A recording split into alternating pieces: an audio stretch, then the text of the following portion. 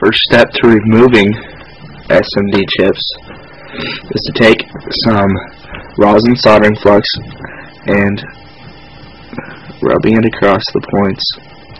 This allows better transfer of solder to your desoldering wick, which we'll be using. Get a nice thick coat over it. Next step, take some soldering wick, lay it over where you're planning to remove solder at, and heat it. I don't do the whole desoldering wick like some people do.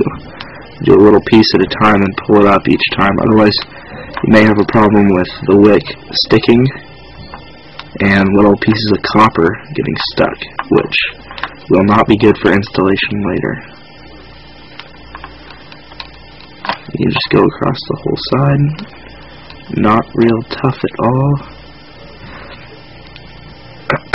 Make sure you do get it all though, because if there's any on there, when you actually lift these legs off of the motherboard, we'll run into problems.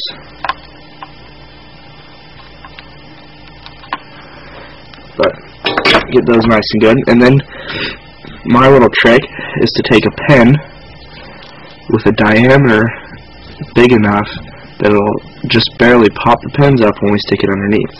And all you gotta do is start it at one side, and you want to keep it flat and parallel with the pins, otherwise you'll lift them more than you need and slide across.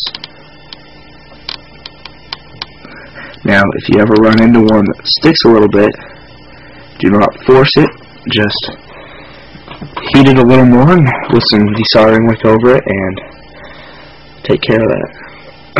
Then what you want to do is, okay, I can't find my magnifier, there it is. Make sure all of them were lifted up, because sometimes it'll just bend one a little. Looks like we're good now. And then take a small flathead screwdriver, push them back down over their spots. Now is the best time to adjust any that may be bent. Like if they were bent to the left or right, take a hobby knife and just kind of adjust them. I'm going to check that real quick.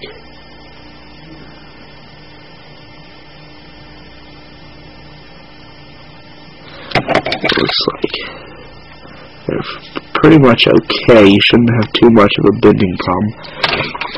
And then just go around the rest of the chip and remove the solder from them.